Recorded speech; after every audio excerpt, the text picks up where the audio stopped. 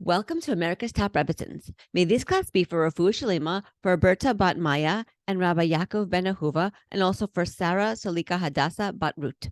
Please click on the subscribe button to subscribe to us on the America's Top Rebbetzin YouTube page, or click follow to follow us on your podcasting app so that you are the first to know when an inspiring new episode is posted. I am so honored to have on today's show Rivkie Kahn. Rivkie is the Director of Outreach for Brooklyn NCSY. She's also a Hashkafa instructor for Project Makom, a bridal, marriage, and mikvah educator from My Gift of Mikvah, and she also trains and mentors Kala teachers across North America, Britain, Israel, and Australia.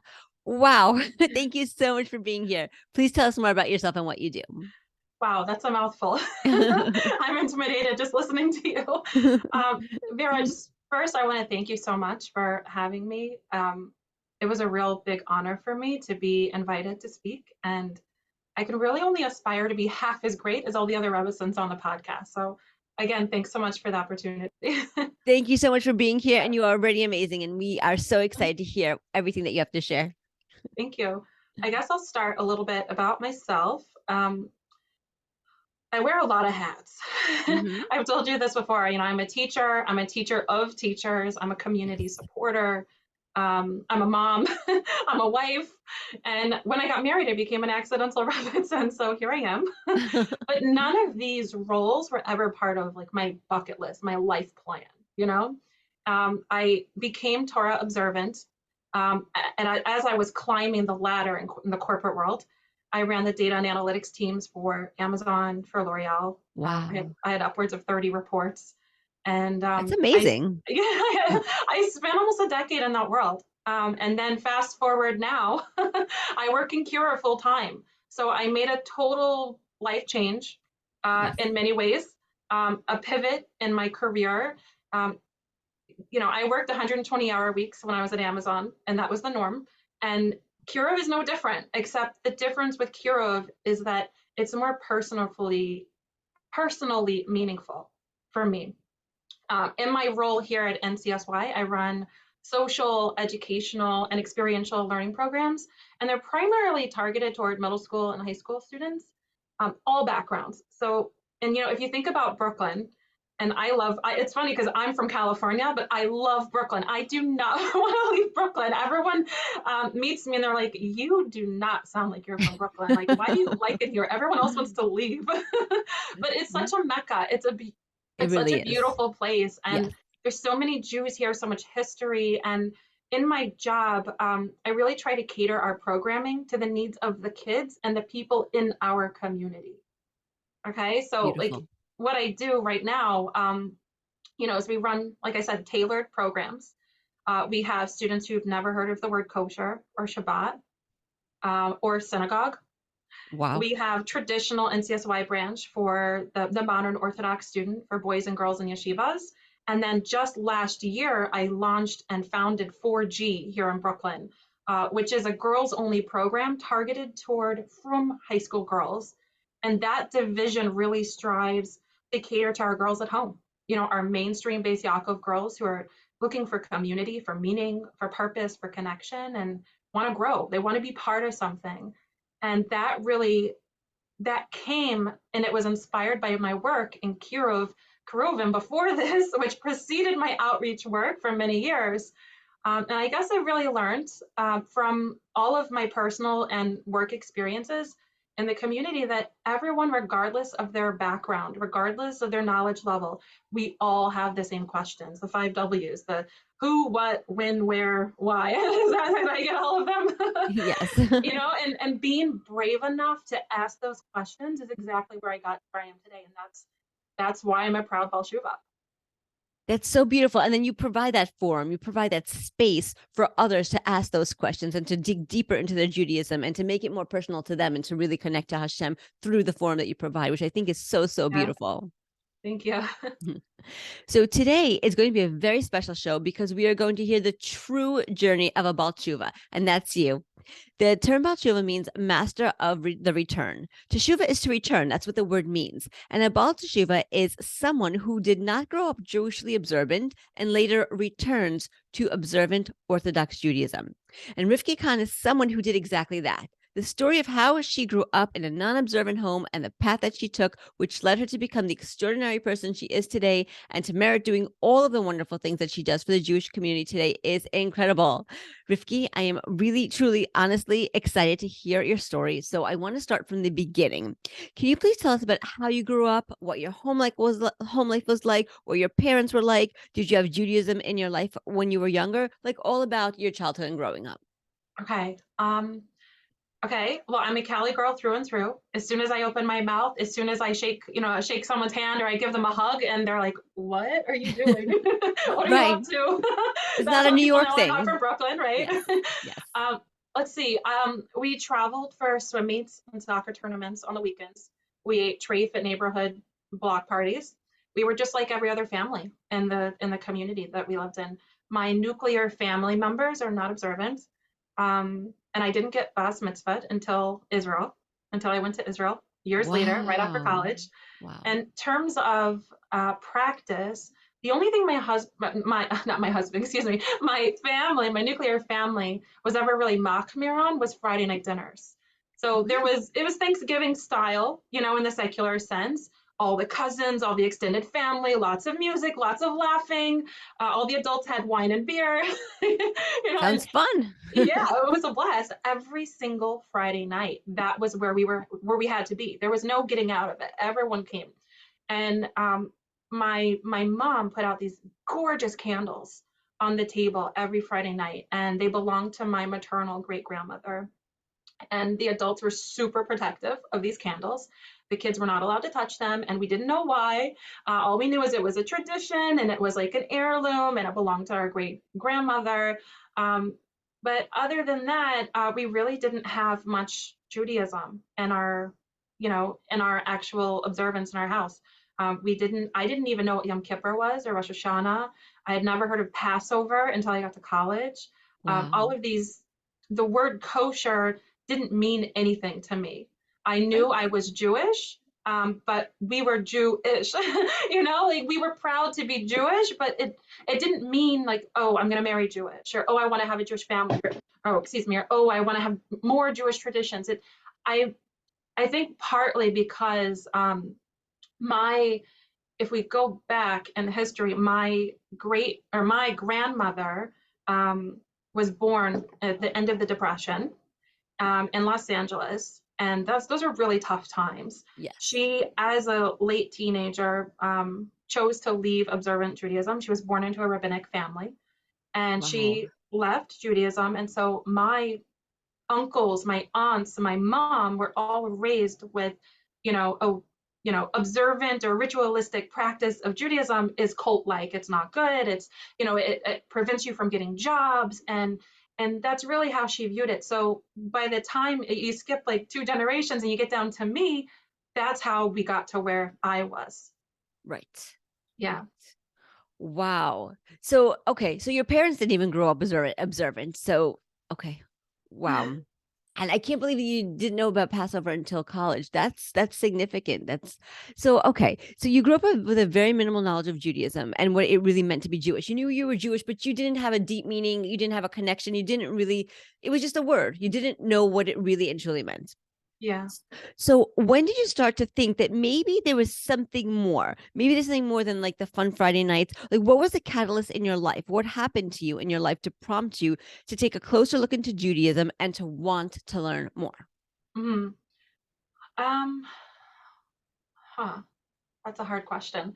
I guess if we narrow it down to three people, Hmm. okay, because there's never really one moment in a person's life that is makes like an aha moment, right? It's rather a series of events. And there were three people I came across over the course of 5 or 6 years.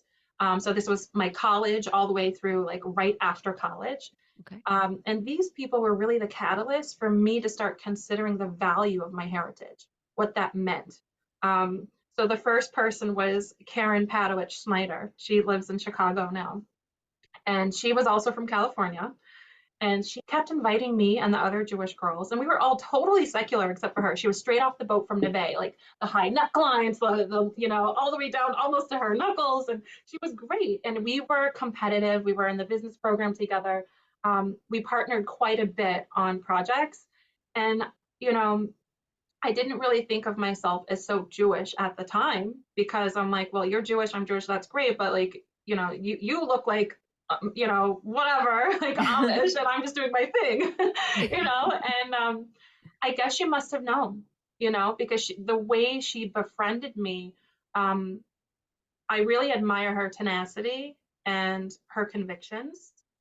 And I'm gonna cry. Anyway, I really hope that she's listening or she will listen to this. The second person was a guy named Michael. Um, he was a coworker. One morning, I worked down in Wall Street when I graduated college, and he approached me in the office one day in the kitchen, and he says, "Hey, are you Jewish?" And my maiden name is Engel, so makes sense. There's a I'm like, clue. yeah, I'm like, you're not allowed to say that to me, like in the workplace. That's illegal. And he's like, no, no, no, don't worry. Listen, I am too. Listen, we're on the same team. You know me. Like we met like 5 minutes ago. And he's like, listen, there's like a young professionals class at this place called Manhattan Jewish Experience. It's all going to be young professionals like us. Going to be free food. You can be my wing woman. And I'm like, dude, I just met you. I'm like, but at the same time, I didn't really know anyone when I moved to New York. I Okay. grew up in California. I went to Right. college in Boston, and then I Right. moved to New York without really knowing a soul. So I was Wow. thinking, okay, well, he's Jewish. I'm Jewish. He seems like really excited about being Jewish, and there's free food, and maybe I'll like it. Maybe I'll make Why some not? friends. Yeah, so Yeah. why not? And so I'm sitting there going back and forth with him, kind of debating, and he sees I'm, a little bit ambivalent. And then he throws the Jewish guilt on me, which is something, by the way, I grew up with. I guess Okay. we all do. And he's like, Yes. well, don't you want me to marry a Jewish girl? And I had remembered listening to Karen, who got married not even like 3 or 4 weeks after we graduated college, Wow. how important it was to marry Jewish. And it just stuck with me. Like these little things, these inconsequential moments or things that people say, they have no idea how it affects another person or, how it might affect them down the line. The impact, when you say something, you may even be saying something to somebody in passing, just in passing, and it may have such a tremendous, like Yeah. life-changing effect on them. It's Yeah. amazing. I had no idea because the moment he said, don't you want me to marry Jewish? And I was like, oh, well, yeah. And so I went to the class with him, and the rabbi invited me back the next week. And before I knew it, I went every single Tuesday night. Every single Tuesday night. I didn't care if I was working 120 hours. I didn't care if I was working 18-hour days. I left in the middle of, dinner time or whatever. I went to Manhattan Jewish Experience on the Upper East Side. I went for class. I had my notebook. I had like 50 notebooks. Yes. And then so I guess the next person, so there's Karen, there's Michael, and then there's Rabbi Feldman. There's the rabbi from the Manhattan Jewish Experience. Right. So Rabbi Feldman at the time was the director of MJE on the Upper East Side.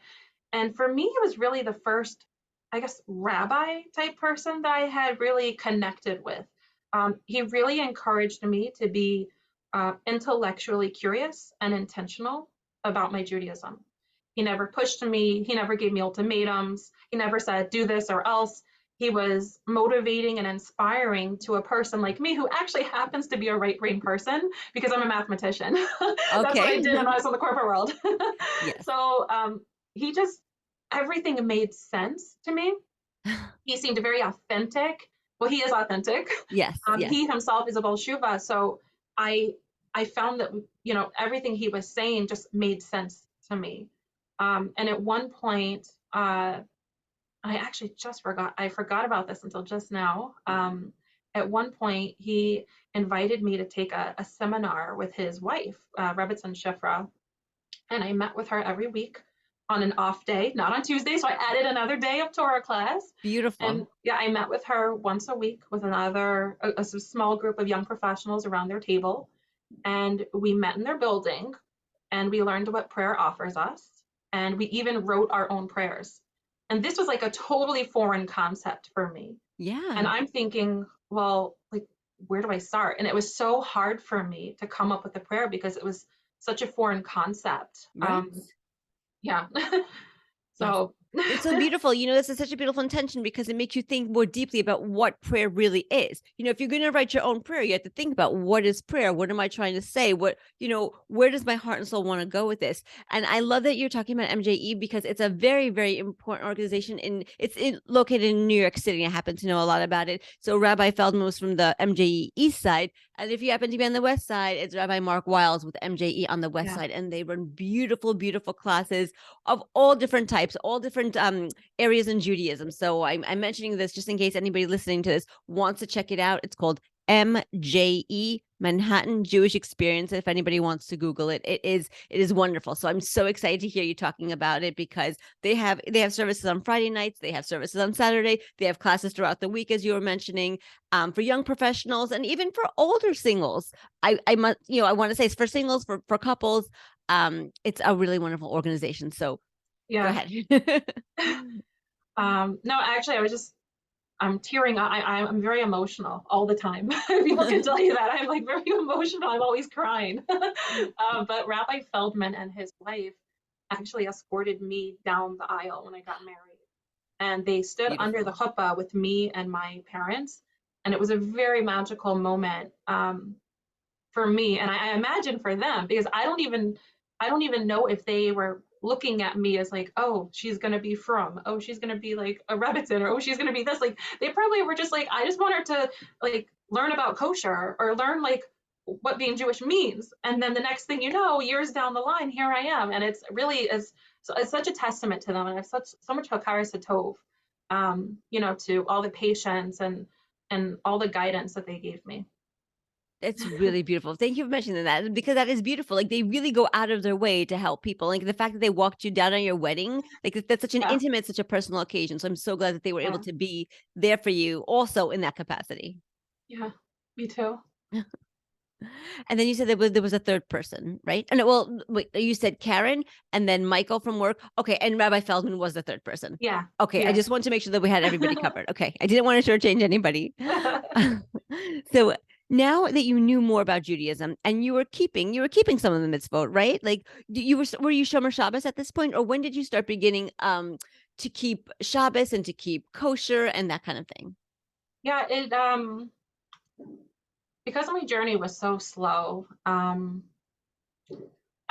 don't even know. I don't even want to call it slow because there's no speed that someone's journey should be. Right. There's a stereotype of a Baal Shuva and like what their journey is, and you go to a free Torah class, and then within a few months to a year, the rabbi sends you off to Israel, and then you learn Torah, and then you come back a totally formed different person. I never drank this Kool-Aid. I did things as they spoke to me, as they made sense. And I told you I'm a right brain person, and the rabbi also thought it was so funny that what spoke to me, what speaks to a right brain person is halacha, to rules, to structure, to to all of that stuff. So believe it or not, the first thing I took on, and it wasn't even in any particular order, it just spoke to me, was saniyas. I spent a lot of time with Bell's Hasidim in Muncie. I spent a lot of time in Borough Park by Satmar and Boviv families. Wow. And, I guess it was my version of what Sanias was. And all these Modesty. Modesty. modesty, yeah. Yes. Mhm. I had my bulletproof, stockings that I got from Borough Park, my leopard mini skirt, and I had a shell from the Shell station, only a shell. But for me, I was inspired and I was on fire. And that imagination, that inspiration just kept growing. And, they say that the people in our lives are put there for a reason at the time that they come into our life. And 100%. every single rabbi, like Rabbi Aryeh Royd from Muncie, they just I also had Rabbi Mizrahi here in Brooklyn. Well, he lives in Muncie, but he came to Brooklyn every week for a class at a Sephardic synagogue. Yes. And there were so many rabbis and so many people that I came across, and they challenged me just as much as I challenged them. It's funny because um, I am the type of learner who has to have a source for everything. You Okay. can see like part of my very large library behind us. So I actually have a whole room full of Sepharim. That's my own Sepharim, not even my husband's. Oh my gosh. And Beautiful. I'm a learner. I love learning. I'm just like Rabbi Feldman always encouraged me, be intellectual, be curious. Um, Yes. so the next thing I took on was kosher. I came home one day and I threw every single thing out of my kitchen. I mean, the paper towels, the plasticware, like the actual dishes, all the food. I cleaned, I even accidentally threw out like one of the, what are the things called? The shelf units from Yes. the fridge, because Refrigerator. I was Yes. like, okay, I'm just gonna dump everything. I'm starting over. It's gonna be awesome. And Wow. I thought it was funny because I thought for a while, probably for a good like year or two, that the only kosher store that existed was Pomegranate in Brooklyn. In Brooklyn. So That's yeah, funny. so once a week. I mean, it's so silly if you think about it, but it's not. Because if you're new to this journey and you You don't don't know what know, questions to ask you don't right? know. Nope. So every single week I would hire car service and I'd schlep all the way to Pomegranate. I'd fill up an entire cart and I'd schlep home. And I was so proud that I was keeping kosher.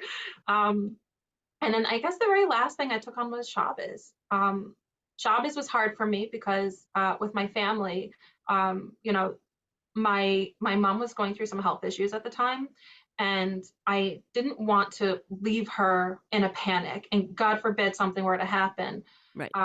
And so it took me about a year and a half of, me leaving my phone on, but and like looking at it, and if she texted me, just to check in, I might like look at it and I might like touch it, but I tried not to do anything. I would do it with like a Sheena, like an unusual way, because the rabbi had said like, oh, if you have to do something, do it in an unusual way. So I was trying to adopt to that and take on halacha in a way that was slow and in Right. a way that I could do it at that time. Right. Um, I guess it's also kind of funny if you think about it. When I again during that time I was growing. I had a lot of questions, and the rabbi wasn't telling me all or nothing. There was a time where I would carry my subway card like right here on my shoulder in between clothes, Yes. and and I thought to myself, well, if someone else swipes the card, I'm totally keeping Shabbos because technically I'm not carrying; it's just resting on me. If someone takes it from my shoulder, like a total stranger in the subway, okay, and someone else swipes it, I'm not turning on the train. So yeah, I guess it was a bit of a process. Very creative. That's very creative. Okay. Yeah, yeah, But you know what you could, because you didn't grow up observant. When you're going from like completely unobservant to observant, you're going slow. You're exactly. It's not all or nothing. It's not yeah. 100%. You can't. A human being just can't go all or nothing like that. It's a slow and gradual process, and then eventually, you take on more and more and more within the mitzvah. Like, in Yeah. terms of keeping Shabbos, there's so many little things, little details involved in keeping Shabbos itself that you eventually take on more and more and more. Mhm. Um, so, was it difficult for you? Like, there are so many mitzvahs to do: Shabbos, kashrut. As you get married, mikvah. And there's 613 mitzvahs. I know we don't, not all of them apply to us in this time right now, but there's so much to do in Judaism and the holidays and everything like that. Was it difficult for you to take things on, as you did? Um, it wasn't difficult because halacha made sense. Okay. What came last and what I was missing, because the questions I did not focus on and the questions I didn't think to ask were the hashkafa. Why am I doing this? How can I make this meaningful for me so I'm not just a robot? Right. And that is what I provide and I hope to provide for the students that I work with. The why. Why do this? Why is this meaningful to me? Find your why. Right. So that's exactly what I'm going to ask you. That's my question. Why is it meaningful to you personally? Yeah. Judaism is meaningful to me for so many reasons. Um, One is that we learn from our forefathers in the Torah in our Bible how to that first of all that no one is perfect. Everyone makes mistakes, and that's okay. Yes. No one's perfect. We're all on some kind of path, right? We're on a roller coaster, whether we're going backwards or up or down or forward. Our goal is to grow, right? And to be better people. And the mitzvahs that we do, the actions that we do, bring us closer to serving Hashem. So that part really has always really resonated with me, because I've always liked psychology. I've always been interested in sociology and self betterment and self development. That's beautiful. And then you made Judaism meaningful to you through through your way of thinking and understanding about it. Yeah, yeah, I guess so.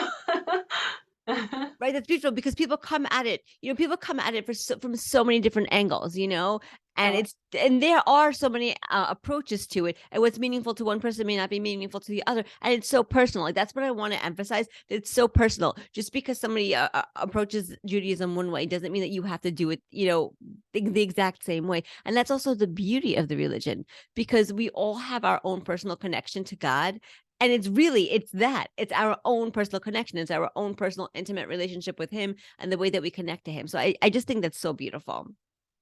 And so, like, now that you knew more about Judaism and you were keeping many of the mitzvahs, what was going on inside of you? You were making such huge and beautiful changes in your life.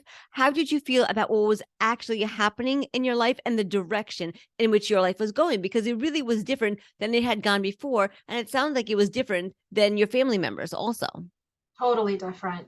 Yeah.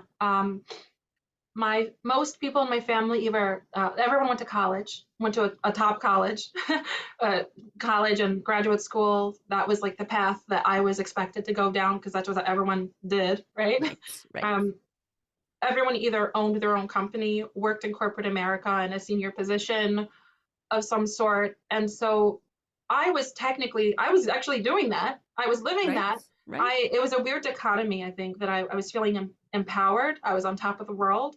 I have all this newfound knowledge. I have this wisdom. This is where I'm supposed to be. But also, I felt trapped. I was struggling to work and live in both worlds, meaning the Jewish world of observance and the corporate world. With my rabbi's guidance, I slowly kind of transitioned out of going to trade restaurants for business meetings. I started to, either declining or, requesting other alternative meeting venues instead of socials and drinking parties right. with my coworkers. And then, I think one of the other things is the values really just were very different for me than what I was seeing that around me in the corporate world. And I'm not saying that everyone in the corporate world is like this, just some of what I observed. Um, Working 18 hours, being focused on money, on achievements, Right, on raising through the ranks. It didn't really seem like it aligned with my new Jewish way of living. right. I remember I had a coworker who scheduled a C-section birth for her baby, like on a Thursday, and she was back in work working 18-hour days on Monday morning at 7 in the morning. Insane. Yeah, and I had another coworker. Yeah, I mean, all of these things I kept seeing. It was so clear to me. Like, I don't want that. I had other coworkers who had full-time live-in nannies, and they were never home. I mean, how can you Right. be home? They never took their kids to doctor's appointments. They weren't there for bedtime or bath time or breakfast. No, you And can't. Yeah. I didn't want that. It just didn't seem like those were the values that I wanted to Right. live. Right. Right. Exactly. Because you can't be there for bedtime and bath time and drop off and pick up and carpool if you're working 18, 20 hours a day. It just doesn't jive. It doesn't blend together. Yeah. Yes. I don't It's think there's any right or wrong way to right. live one's life, but for me, that just didn't seem like the way that I wanted to live my life. Exactly. It's a values choice for each Yeah. person individually, for them specifically. So yes, for sure. So then what happened? So you were working in this high powered career, you're a high achiever. Then what happened after that? You have conflicting values, money versus holiness and helping people and community. So how did that play out in you? And then what was the result of that? So it's really interesting because during that time, Rabbi Feldman was encouraging me to try out different communities, to see which one I felt, you know, resonated with me, like felt like home, where I felt inspired. And I actually redirected a lot of those feelings of of feeling trapped into empowerment. And Okay. again, that was with a lot of help. I mean, a lot of hand holding. Yes. There was a lot of me venting and crying. Yes. But at the same time, why I didn't need to be crying. I realized that if I just spend some time with some observant families, and Shabbat.com was critical for that. I met so many of the families that I'm close with today through Shabbat.com. So nice. And there were two families in Muncie that I really, really connected with. And I would say that at that point in that juncture, when I was at Amazon still at that point, they were critical in that stage of my journey. They were both the mom on one of the families went to Neve. She's Baal Teshuva, and then the other family, the father was a Baal Teshuva. Wow. Yeah, and so, but they had chosen that Torah lifestyle. I absolutely loved, not that I was like crashing at their houses, but I loved staying up late and drinking coffee at 5, 6 in the morning, going on walks with the family, just soaking up their wisdom, learning in person, experiencing what it's like to have a Jewish home. One of the families, I was actually there so much that they gave me their guest room. I had like an open invitation. I had clothes there. They had me buy my own, my special linen just for myself. And it was really so special for me. And it really seemed for a while that I was destined for Muncie. It Wow. really seemed Okay. like, yeah. Muncie is a great place. There's a lot of Jewish infrastructure there. They have supermarkets, they have clothing stores, they have restaurants, they have schools. They have a lot going on in Muncie. And actually, now that you mentioned it, Shabbat.com is run by Rabbi Ben-Zion Klatzko, who lives in Muncie. And for Yeah. anybody listening, if they don't know, if they're not familiar with Shabbat.com, you literally go on the website. That's the website, Shabbat.com, and you can find places to stay, not just in Muncie, but all over the world, really. You type in where you're going, let's say you're visiting, I'm making this up. Let's say you're visiting Omaha, Nebraska, and you want to go to somebody's house for Shabbos. So that's what you type in, and they match you up with other families, other Jewish families that live in Omaha or wherever it is that you're going. And they invite you for either Friday night dinner or Saturday lunch, or, if you're going on the holidays, maybe they'll have you at that time too. So it really, really is a beautiful resource. And that's Shabbat.com. Yeah. It's interesting that you mention all the infrastructure that they have in Muncie. There a lot of, there's a Rabbi Klatzko's house. He used to have hundreds of people just sleep everywhere in every nook and cranny of the house. It was Yes. amazing. And there was a very big single scene Motzi Shabbos Yes. where, all the singles would file into, I think it's called Shelley's Pizza. It's been a hot minute, Yes. but Shelley's Pizza. I know exactly where And that is. Yeah. people came from all backgrounds, and secular, like I grew up, people who'd been on their first Shabbaton ever had their first Shabbos experience. We had people who grew up observant, but were now kind of questioning their way. And it's interesting, I mentioned that, we're put in each other's paths for a reason. For sure. That was, I keep talking about all of this domino effect of people coming into my life and changing my Yes. life and changing my direction. And I just kept Yes. going and going and going. Yes. I was spending so much time at that pizza shop and spending so much time really in Muncie that I ended up spending so much time there, Motzi Shabbos, that I befriended a lot of these people who were from Muncie or from other communities who grew up observant and now were questioning why, how. And there was this one girl who I roomed a few times with over different holidays. She was totally turned off by Judaism, but she had grown up at, Orthodox. Yes. And she shared with me that her family doesn't know, but secretly she didn't do anything. She was, and she said to me, Rivkie, I'm worried I'm going to be a bad influence on you. And it actually happens to be that maybe 1 or 2 weeks after she shared this with me, she ended up being the one to teach me what a bracha was at Shelley's. Isn't that interesting? Yeah. Wow.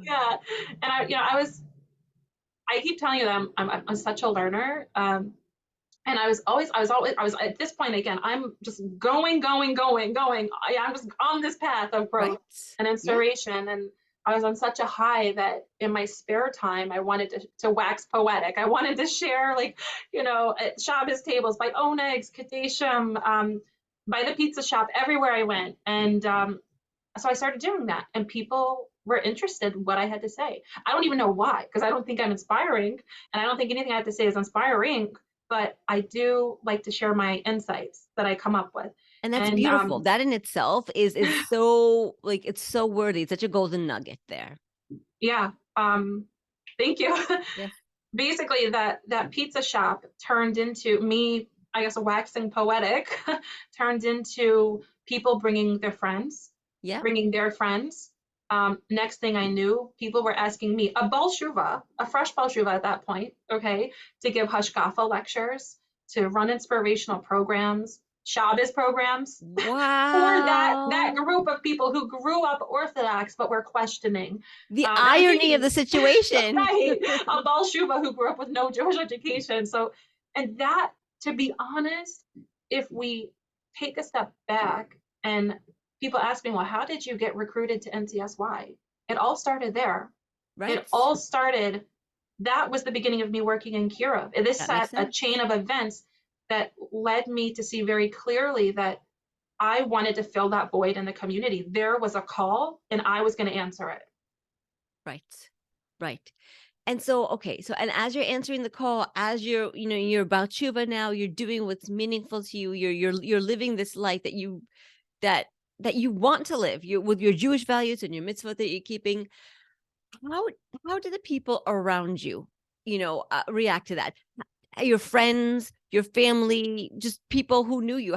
They're watching you go through this change, and you've really made such a significant difference in your life. How did they react to you? Yeah, I had mixed reactions. Okay. I had very mixed reactions, and that's totally normal. It's funny because my non-Jewish friends were super supportive. I actually had an intern who was from Germany, from Dusseldorf, Germany, and he had never seen a Jew in his life except for me. And he said, "Rivkie, you don't look Jewish." I'm like, "What does a Jew look like?" Good question. You know? Right, what does a Jew look like? He's like, well, I don't know. I'm like, you know what? There's this event, and this was actually years before where I'm at now, and years before I started doing this stuff in Muncie.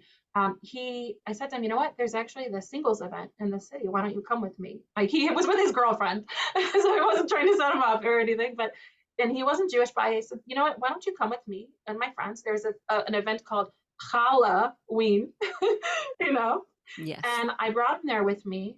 And he said, Rivkie, no one here looks Jewish. There's only one person in this whole club that looks Jewish. I said, who? What do you mean? Everyone is here is Jewish. He's like, well, there's only one person that looks Jewish. They're tall, they're pale skinned, they have dark hair, and they have a big nose. Okay. And that's just exposure, right? And it's so interesting because there's so many stereotypes that we even have about ourselves. Yes. Very true. What we're capable of, who we are, what we represent. And oh, I'm sorry, Brooklyn. It's okay. It's all good. It might get loud. No problem. Would you like me to close the window? Nope. It's Are you all sure? good. Okay. Yes. um, it's funny to, I guess, think about this is that, when you think about destiny in Judaism, I was destined to follow my family's path. But I always had one foot in both doors. I was always in the corporate mindset, but I also was super interested and passionate in teaching and coaching and motivating. I actually ran after school tutoring programs in college. I was a big sister. In high school, I was a volunteer teacher assistant at a local elementary school, and I ran soup kitchens by myself. Wow. So I always wanted to be a part of a community and give back. Those were always values of mine. And So beautiful. I think I really got that from my family. I'm just thinking back for a second to family stories. My great grandmother, who left Judaism, Yes. was very involved in the Boyle Street Jewish Synagogue. So, and that was in Los Angeles in the early 1900s. And that was when LA had the largest concentration of Jews west of the Mississippi. So all the Wow. Jews that were migrating were going to Los Angeles, to Boyle Heights at that point.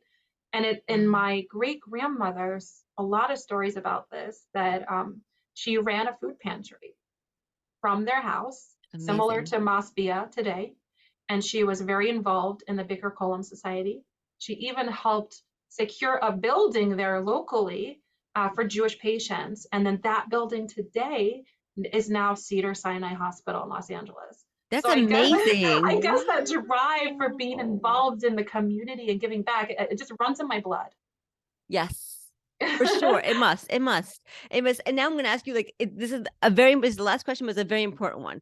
I mean, now you told us your beautiful story and how you came to this point in your life, and now that you are fully observant, can you, like, looking back, can you give us some reflections, looking back at your life and all the challenges that you went through along the way in order to get where you are now?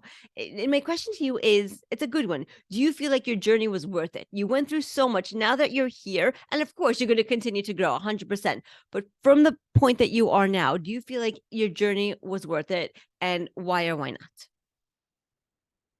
Absolutely. I don't believe that things don't happen to us. I believe that they happen for us. For sure. Okay. Had I chosen to go to a different college, would I have met another Karen? She was hospitable. She was warm. She was accepting, unconditionally accepting. Wow. She was fiery about Orthodox Judaism, but she was cool enough to hang with someone who was secular. Had I chosen a different line of work, had I not gone into the math field, would I have ended up meeting that coworker? Would I have even have ended up in New York?